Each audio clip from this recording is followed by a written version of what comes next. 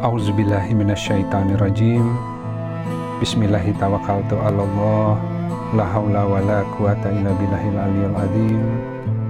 Alhamdulillahirabbil alamin. Assalatu wassalamu ala asrofil anbiya'i wal mursalin wa ala alihi wa sahbihi ajmain. Rabbi shrah li sadri wa yassir li amri wahlul 'uqdatam min lisani yafqahu qawli waj'al li wazran min ahli. Assalamualaikum warahmatullahi wabarakatuh. Baik, sahabat sekalian, jadi judulnya hari ini masih dari kitab Ihya terkait dengan adab berkasab ya, bermata pencaharian, adalah tidak dilalaikan karena perniagaan dari sholat gitu ya. Hadis riwayat Bukhari, nanti saya akan jelaskan maknanya, tapi ini sebagai pembuka. Rasulullah Shallallahu Alaihi Wasallam bersabda, sesungguhnya agama itu mudah.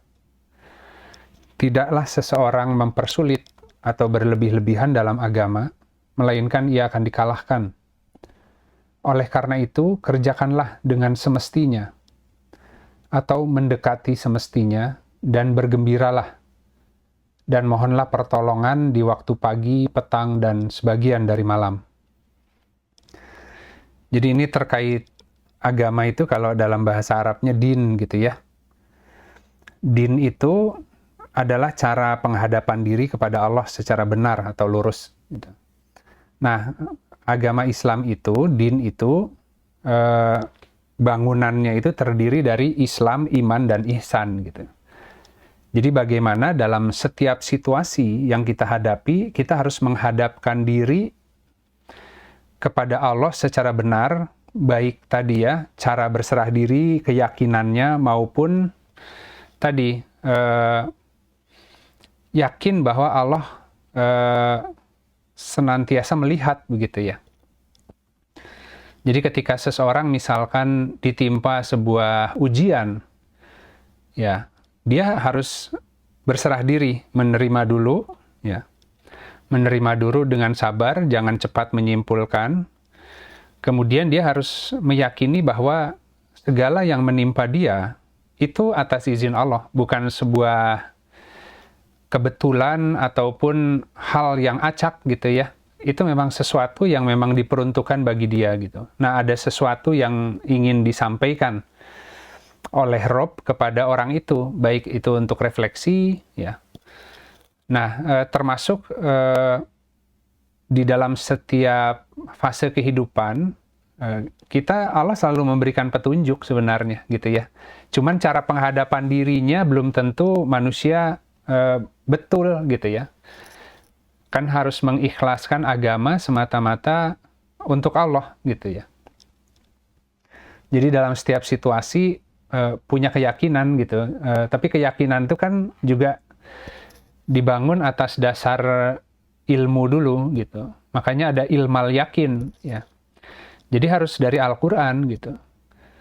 Orang mengalami apapun dalam kehidupan, mau disempitkan, mau dilapangkan rezekinya, itu semua ada maksud gitu. Nah, Allah menguji dengan kelapangan dan kesempitan. Kalau diberi kelapangan berhasil, menyikapi dengan baik, dengan bersyukur, maka Allah akan terus tambah nikmat. Tapi jika diberi kelapangan, kemudian datang kesombongan, datang kekikiran, takut habis, ya, mulai melenceng secara akidah, mulai bergantung kepada yang selain Allah, maka Allah akan cabut lagi gitu. Kalau orang itu dirahmati, ya kalau dibiarkan lebih bahaya nanti gitu ya. Jadi dalam setiap situasi kita harus menghadapkan diri secara benar ke Allah gitu. Nah, kita buka dengan Al-Quran, Quran Surat An-Nur ayat 36 sampai 37 ya. Nanti juga 38 kita lihat. A'udzubillahi minasyaitonirrajim. Bismillahirrahmanirrahim. Ini tentang cahaya Allah ya, sahabat-sahabat. Cahaya itu ada di dalam rumah-rumah yang telah Allah izinkan untuk dimuliakan dan disebut di dalamnya namanya, asmanya, asma-asmanya Allah. bertasbih kepadanya di dalamnya, di dalam rumah itu, pada waktu pagi dan petang, laki-laki yang tidak melalaikan mereka perniagaan dan jual beli dari zikrullah, ya. Dari mengingat Allah, dari kemudian mendirikan sholat dan menunaikan zakat. Mereka takut akan hari ketika hati dan penglihatan menjadi guncang. Ya. Ini bicara tentang hati manusia, sahabat-sahabat. Jadi kemampuan untuk zikrullah, senantiasa mengingat Allah, itu karena Allah izinkan di dalam dadanya, di dalam rumahnya. Baitullah itu kan qalbnya manusia, ya. Ya. Kalau yang di luar simbol, ya.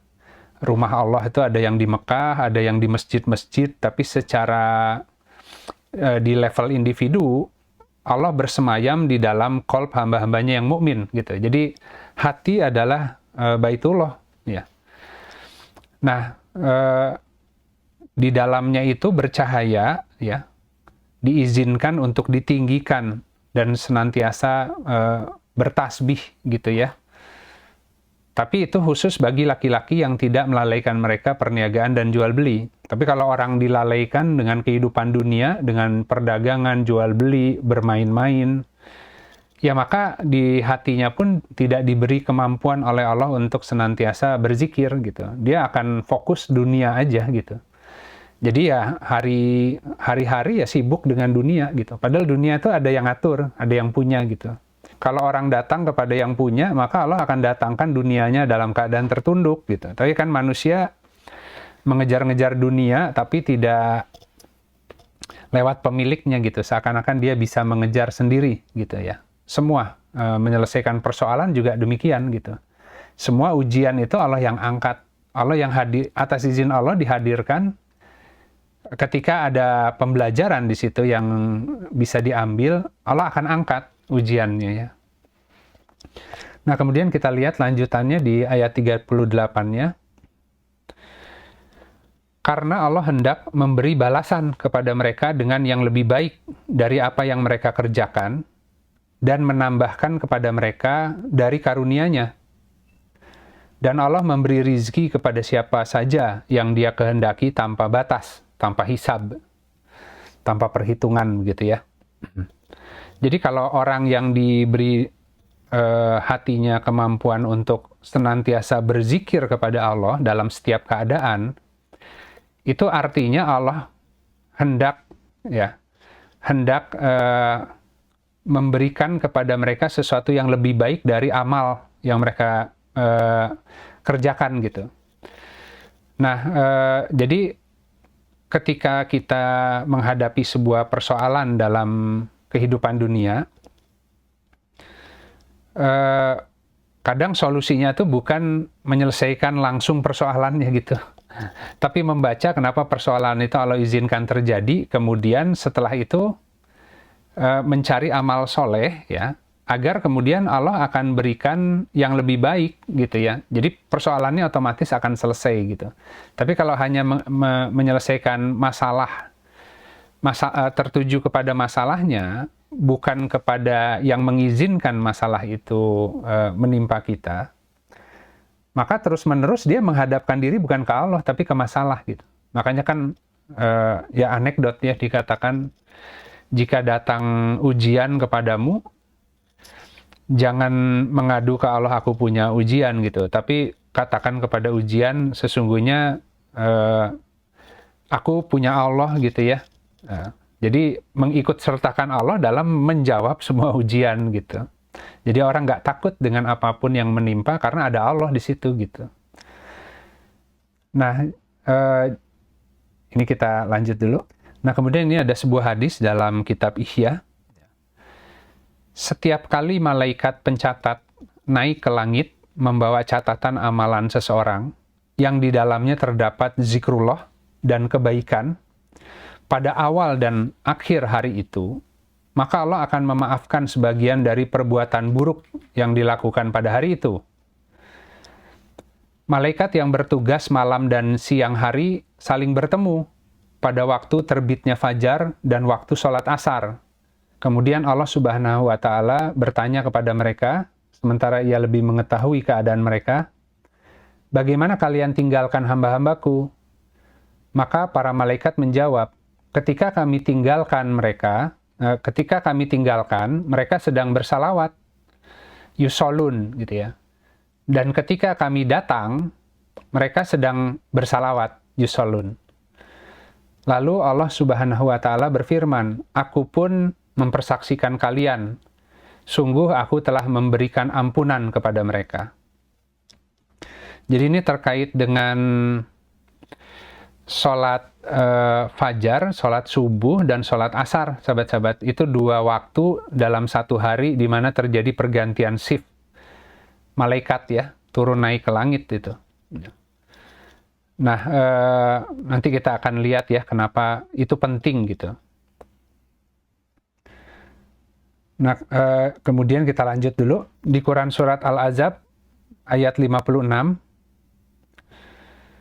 Sesungguhnya Allah dan para malaikatnya bersalawat untuk Nabi. Wahai orang-orang yang beriman, bersalawatlah kamu untuk Nabi dan ucapkanlah salam dengan penuh penghormatan kepadanya. Yusolun.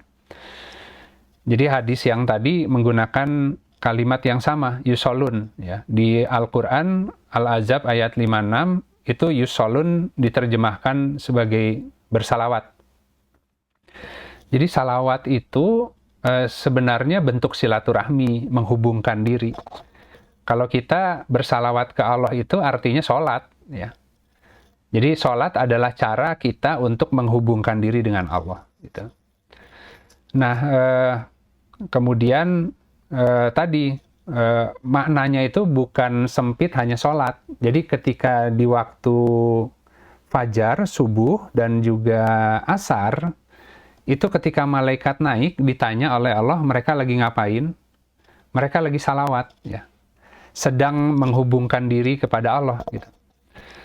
Ya, tentu tadi setelah sholat mungkin kemudian mereka berzikir di situ, ya, mereka kontemplasi, mereka membaca Al-Quran, ya, merefleksikan hari itu, ya, sedang bertanya nih ke Allah, ya. Jadi kalau pagi hari, nanti kita akan lihat kenapa penting pagi hari itu, ya, dari mulai waktu sahur, kita mohon ampun, kemudian nanti melaksanakan sholat fajar, sholat sunnah, kemudian dilanjut dengan sholat subuh. Setelah sholat subuh, kita menunggu sampai matahari terbit, kita memperpanjang zikir, ya. Jadi pagi hari itu membaca Al-Quran, gitu ya. Itu sedang menunggu petunjuk sebenarnya untuk bisa mengambil berkah yang ada hari itu, gitu.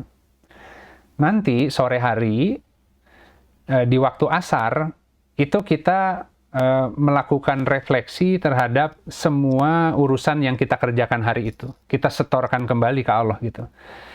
Ya, semoga Allah memaafkan amal-amal kita yang kurang pada hari itu. Kita berusaha untuk bertasbih dengan sebaik-baik tasbih per hari ini. Itu di sore hari, gitu.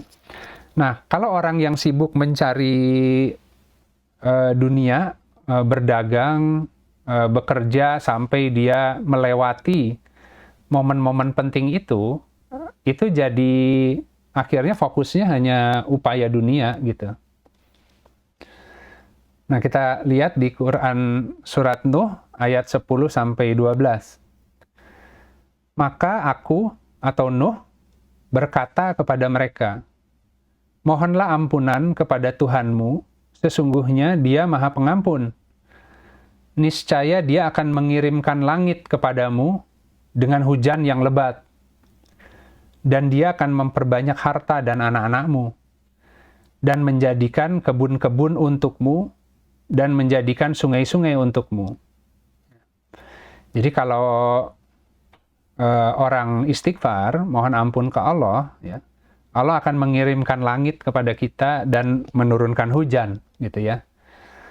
Yang dengan itu kemudian akan diperbanyak harta dan anak-anak. Ini sampai merembes ke dunia, ya, sahabat-sahabat.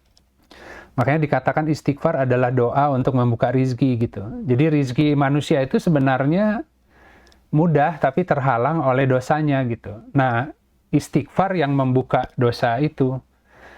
Tapi kan manusia alih-alih istighfar dia bekerja secara lahiriah saja, secara akal logika, tadi mencari nafkah dengan semua keterampilannya, tapi istighfarnya nggak dilakukan gitu. Nah, jadi ya rizkinya tetap nggak akan turun gitu. Kalau seandainya dia hanya mengandalkan usaha, kepandaiannya, tapi terhalang rizkinya oleh dosa. Nah, sementara kalau dia bekerja sewajarnya, tapi kemudian dia rajin beristighfar, dan Allah angkat penghalang itu, rizkinya akan hadir gitu. Nah, ya seperti itu.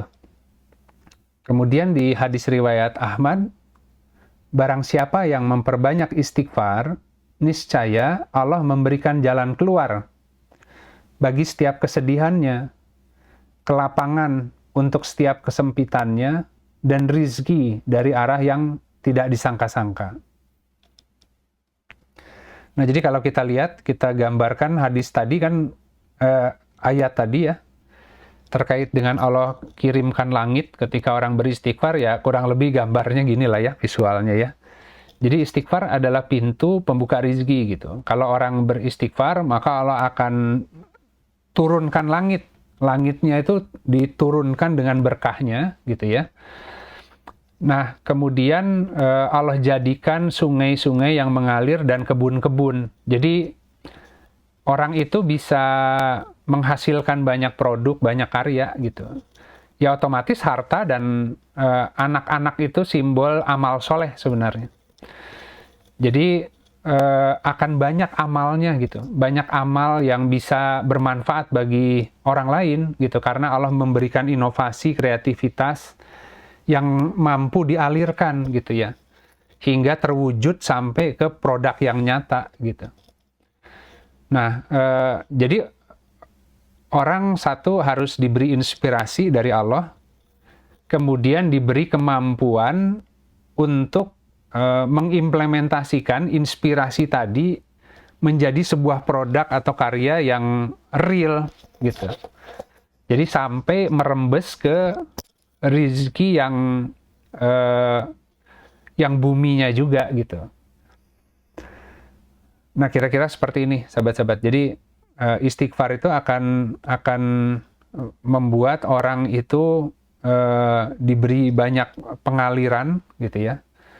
Pengaliran, inspirasi, yang kemudian juga dia diberi banyak kemampuan untuk bisa sampai mewujudkan itu gitu ya.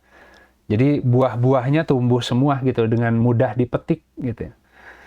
Nah, tentu tadi implikasinya ya harta dan amalnya menjadi banyak gitu, karena banyak orang yang membutuhkan gitu.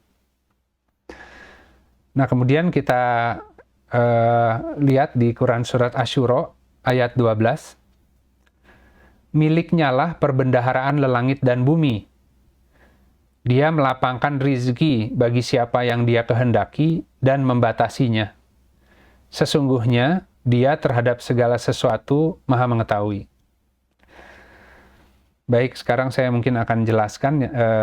Ini satu lagi ayatnya. Quran Surat Toha ayat 124. Dan barang siapa yang berpaling dari peringatanku, maka sungguh dia akan menjalani kehidupan yang sempit, dan kami akan mengumpulkannya pada hari kiamat dalam keadaan buta. Baik, tadi banyak ayat-ayat dan hadis, sekarang saya coba jelaskan di skema maksudnya. Gitu. Nah, jadi kira-kira begini ya, sahabat-sahabat. Tadi di Quran Surat Asy-Syura ayat 12 dikatakan bahwa semua perbendaharaan lelangit dan bumi itu milik Allah ya.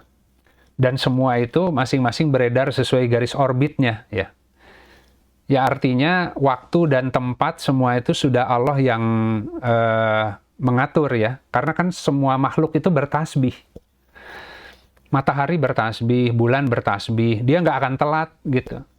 Jadi hari ini posisi matahari ada di mana gitu kan ya. Itu pada jam spesifik ya. Dia berada di tempat spesifik gitu. Dia punya orbit ya. Kalaupun ada dari tahunan itu ada pergeseran, tapi dia tetap itu sesuai dengan orbit yang Allah desain gitu. Nah, bulan, matahari, bintang, ya, semua, ya, yang namanya benda-benda langit itu semua beredar sesuai dengan orbitnya. Mereka tepat waktu, ya, pada waktu tertentu berada di tempat tertentu. Jadi selain benda langit, ini juga ada benda-benda bumi, ya.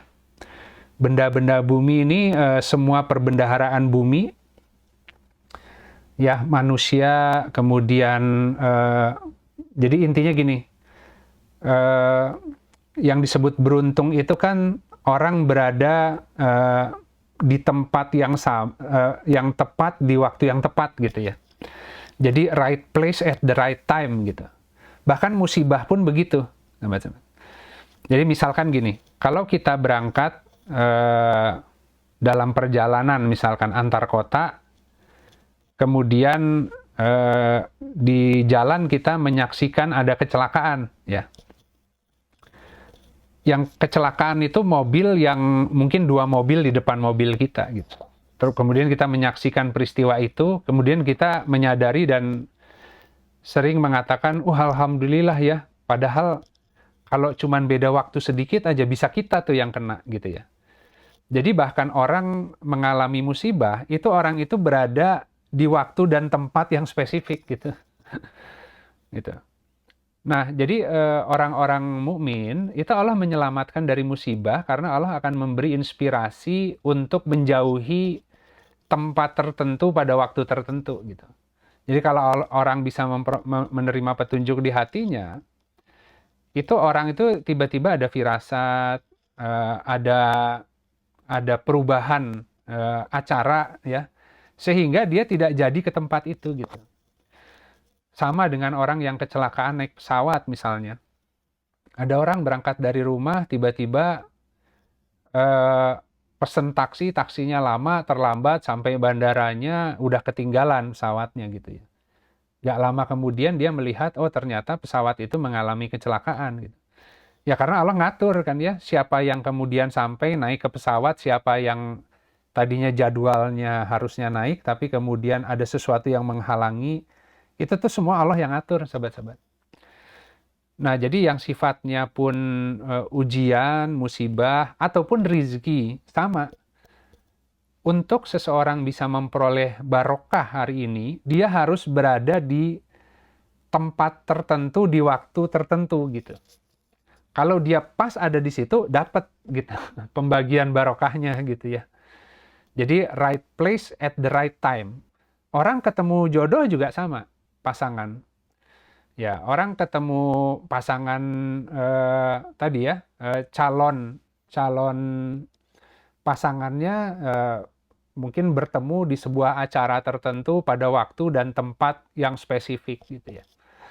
Nah, kalau seandainya takdirnya itu tidak bertemu pada waktu dan tempat tertentu, mungkin tidak terjadi takdir itu gitu. Nah, jadi ya, benda-benda langit itu bergerak, benda-benda bumi bergerak, tapi di antara pergerakan benda-benda langit dan bumi itu, ada titik pertemuan antara urusan langit dan bumi. Ya. Nah, itu yang disebut kesempatan dan kemampuan. Jadi kalau kita punya kesempatan, tidak bertemu pada kita punya kemampuan, tidak bertemu kesempatannya, nggak terjadi gitu. Nah, kemampuan pun Allah yang ngatur ya. Setiap orang didesain dengan takdirnya yang spesifik sehingga dayanya dibangun berdasarkan takdirnya masing-masing gitu ya. Nah, kemudian nanti dia akan bertemu kesempatan-kesempatan tertentu ya. Yang kalau beririsan kesempatan itu dengan kemampuannya, itu menjadi pasangan gitu. Ya, tapi kan orang itu kadang-kadang ada kesempatannya dia nggak berangkat gitu. Atau dia mengejar kesempatan yang lain yang nggak sesuai dengan miliknya gitu. Jadi kalau Allah nggak ngajari, ngasih inspirasi, orang bergerak ke titik tertentu di waktu tertentu, seringkali meleset tuh. Ya, jadi kehidupan tuh jadi susah gitu. Nah, jadi ini yang disebut amal soleh. Jadi pintu-pintu amal yang Allah kehendaki. Jadi seorang mukmin itu di dunia rezekinya Allah jamin karena ketaatan, karena dia bergerak pada waktu yang spesifik, ke tempat yang spesifik, sehingga Allah berikan rizkinya di situ gitu. Nah itu kenapa waktu subuh itu menjadi penting ya. Nanti kita akan lihat. Kemudian kita lanjut dulu di surat Al-Kahfi, Quran surat 18 ayat 23 sampai 24. Dan janganlah engkau sekali-kali mengatakan terhadap sesuatu, sesungguhnya aku akan mengerjakan itu besok pagi. Melainkan dengan mengatakan insya Allah, ya, jika Allah menghendaki. Dan berzikirlah kepada Tuhanmu apabila kamu lupa, dan katakanlah, mudah-mudahan Tuhanku akan memberiku petunjuk kepada ya urusan yang lebih dekat dengan kebenarannya daripada ini. Gitu.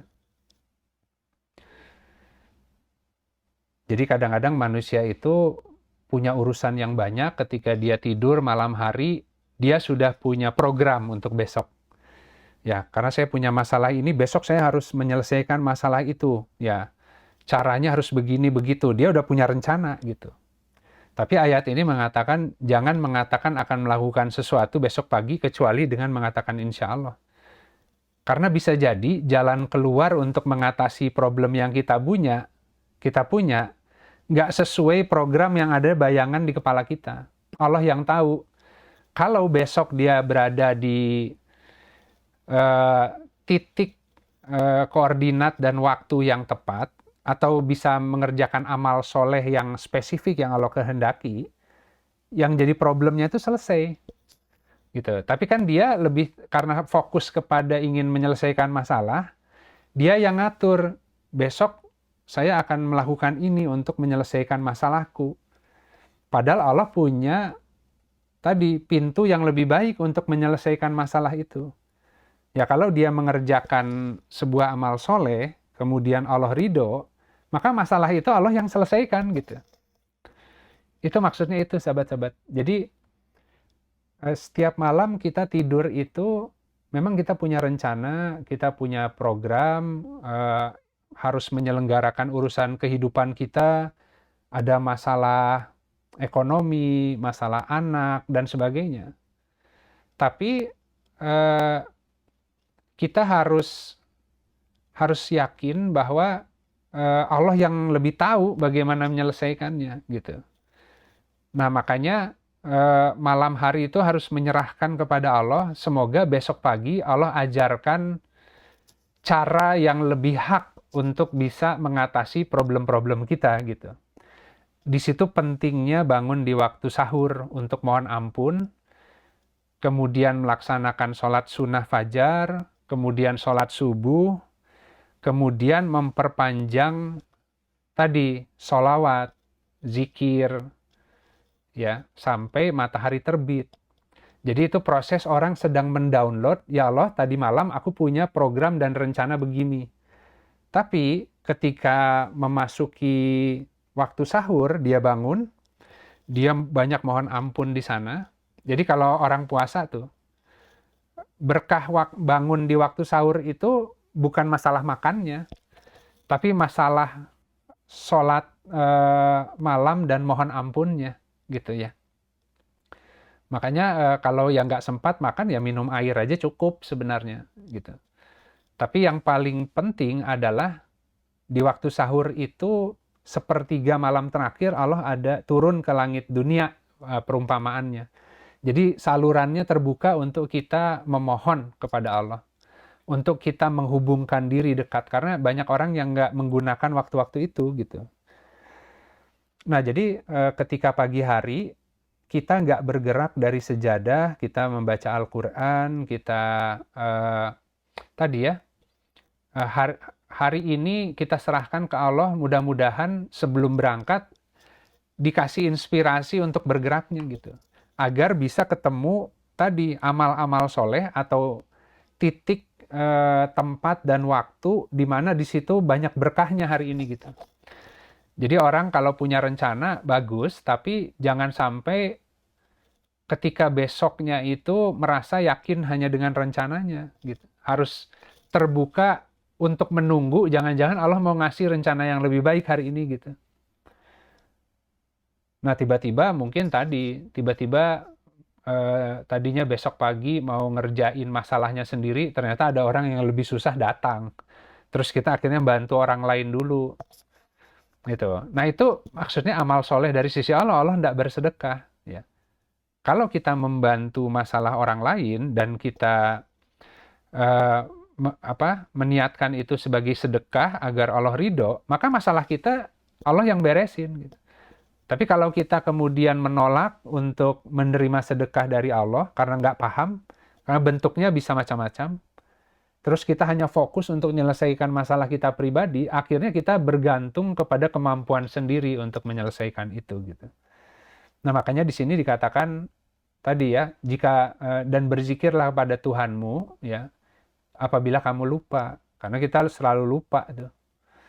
Kemudian katakan, mudah-mudahan Tuhanku akan memberi petunjuk kepada urusan yang lebih dekat, ya, dengan kebenarannya daripada ini. Kalimatnya rosyada sebenarnya. Rosyid itu, ar-rosyid itu yang maha pandai, ya. Sehingga orang itu diberi kecerdasan untuk bisa melihat jalan keluar dari permasalahan. Ya, dia pandai bahwa masalah ini akan selesai kalau kita melakukan ini, karena Allah menginginkan aku melakukan ini. Nah, kalau Allah senang dengan amal yang aku lakukan, karena itu terhubung dengan Allah, maka Allah yang akan menyelesaikan persoalan-persoalan lainnya, gitu. Jadi kepandaian untuk melihat kehendaknya Allah sebenarnya. Nah, jadi tadi barangkali ada amr atau urusan yang lebih lurus, ya. Nah, itu pentingnya zikir pagi. Zikir pagi itu adalah dalam rangka untuk menerima tugas-tugas atau berkah hari ini, gitu. Jadi kita nggak tahu hari ini Allah sediakan berkahnya di titik mana. Tapi kan manusia punya hawa nafsu. Harusnya berangkat ke sana, tapi ada males, gitu ya, capek, gitu kan ya. Tapi kalau di pagi hari dia tadi mendownload inspirasi, badannya akan dibikin cergas, gitu. Ada sebuah urusan yang hari ini harus dia kerjakan, gitu. Dia bisa melawan malasnya, gitu kan, karena waktu pagi hari itu memperoleh energi dulu. Jadi manusia bergerak itu energi spiritualnya lah ya, energi langitnya itu diperolehnya itu pada waktu pagi hari tadi. Makanya tadi ketika shift malaikat, ketika pagi hari mereka datang, kan nanti Allah tanya mereka sedang apa? Mereka sedang bersalawat, sedang berusaha menghubungkan diri dengan Allah. Dia sedang terbuka radarnya untuk menunggu, ya Allah, apa ya, beri hamba inspirasi untuk bisa bergerak hari ini sesuai yang paling kau ridhoi. Amal soleh apa di antara sekian banyak potensi amal yang paling engkau eh, tadi senangi, gitu ya. Nah, dia menunggu sampai kemudian diberi energi untuk bisa bertasbih hari itu, gitu. Nah, sore hari menjelang asar dia melakukan kontemplasi. Ya, dengan cara hamba tadi pagi hari menunggu petunjuk untuk bergerak hari ini. Apa nih hari ini takdir yang terjadinya? Apa saja akhirnya hari ini aktivitas yang dikerjakan?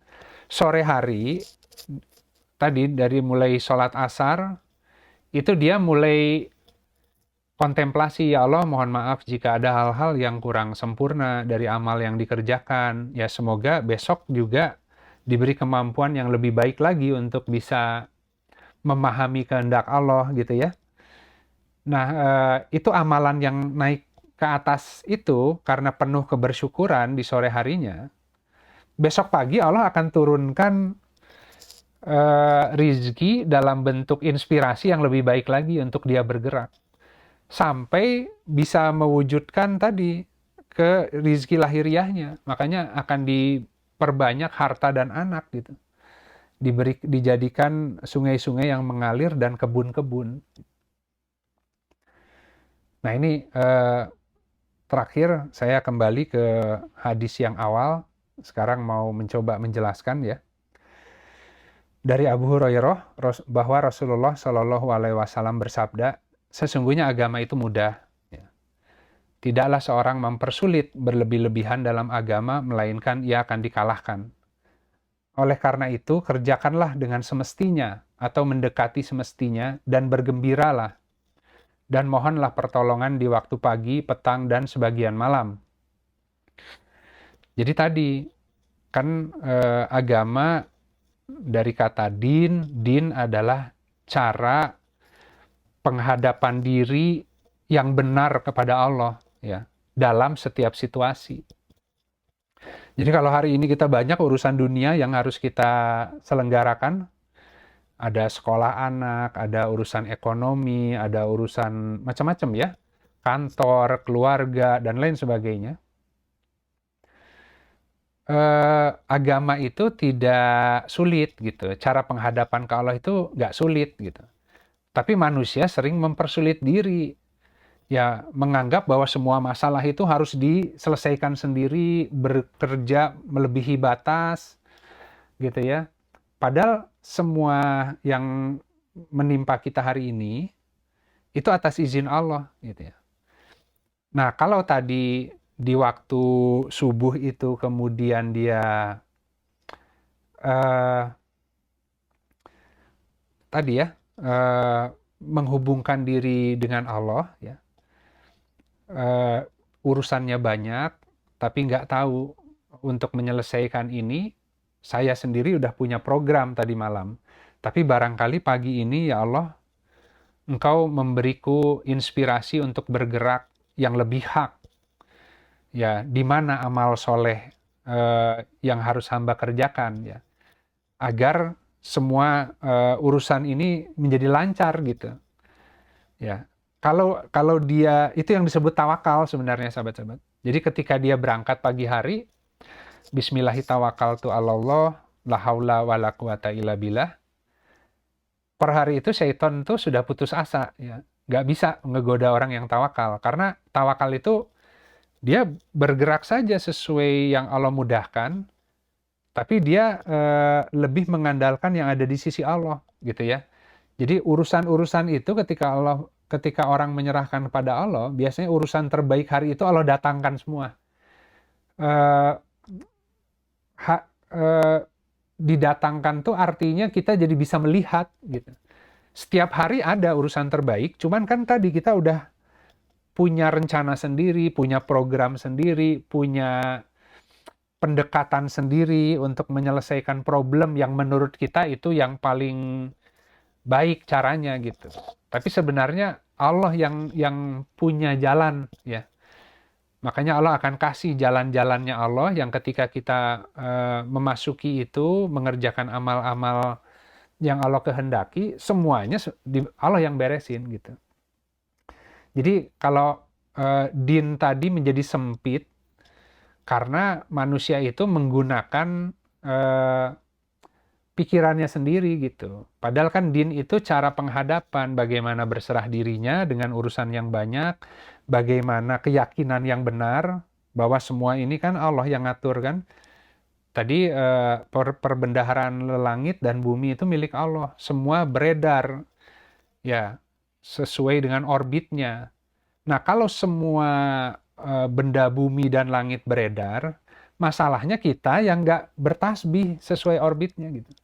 Jadi pagi hari itu minta cara agar kita bisa ikut bertasbih, ya, mengikuti tadi tasbihnya benda-benda yang lain, sehingga ketika manusia bertasbih mengikuti kehendak Allah, ketemu tuh semua antara rizkinya dia, waktunya, tempatnya, dan orangnya ketemu karena orangnya juga mengikuti tasbih sesuai orbitnya gitu, dan itu hanya Allah yang tahu gitu.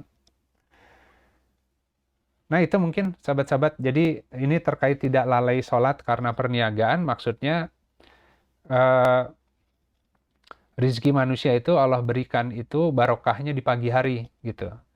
Jadi pagi hari itu jangan langsung loncat untuk bisnis, dagang, berlindung di balik pekerjaan. Tapi pagi hari itu justru minta kepada Allah, apa kira-kira urusan terbaik yang Allah sediakan hari ini. Semoga kita bisa melihat, membacanya, dan bisa mengerjakan itu gitu. Barulah yang lain-lain gitu ya.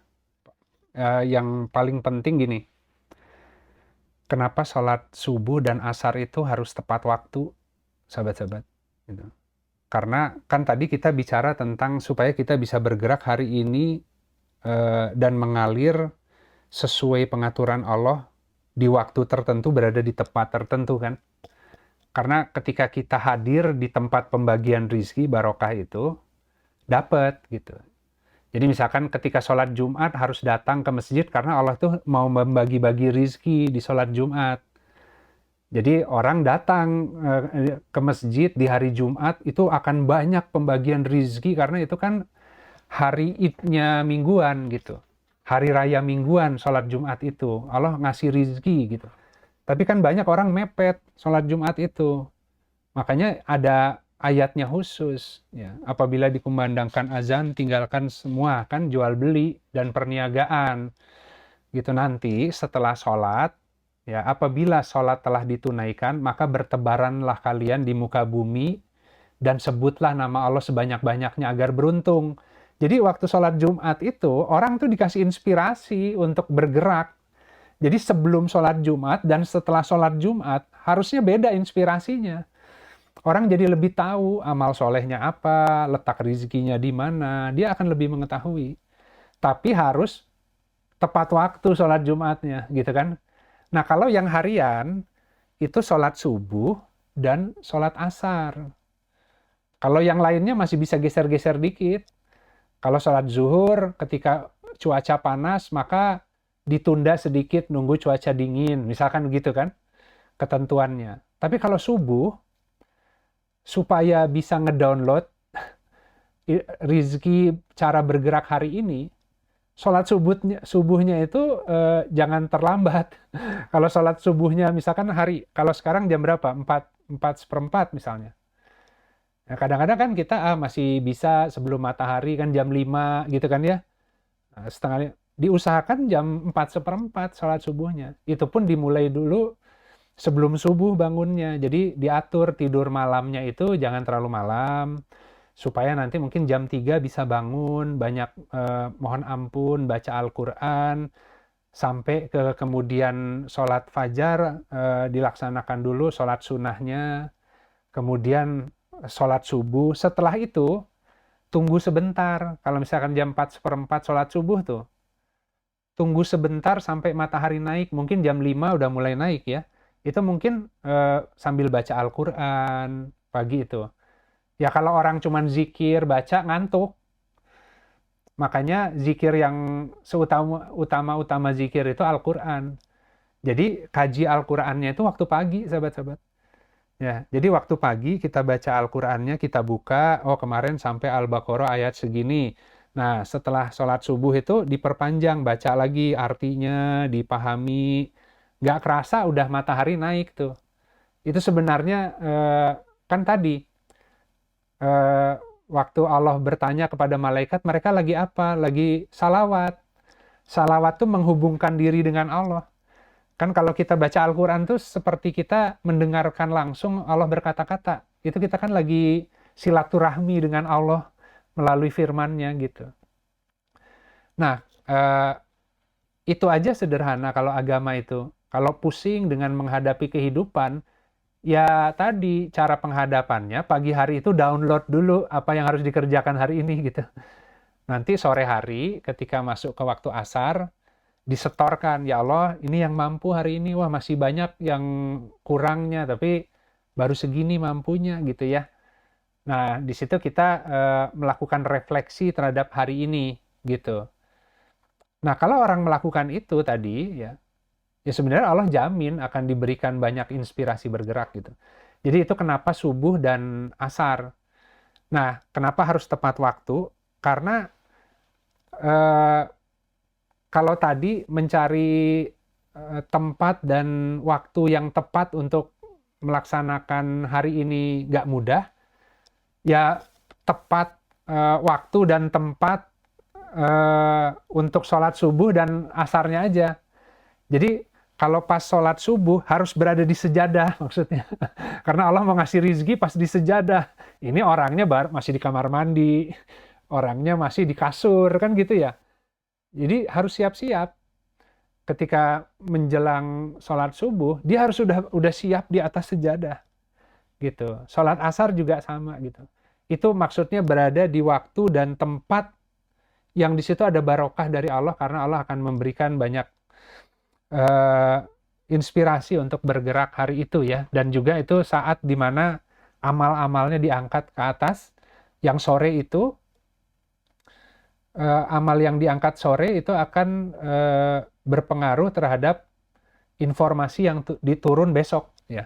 Kalau sore hari itu lagi pusing dengan urusan dunia, lagi ruwet, sholat asarnya kelewat waktunya, nanti kan waktu naik, waktu asar ditanya orang itu lagi apa? Lagi pusing dunia katanya.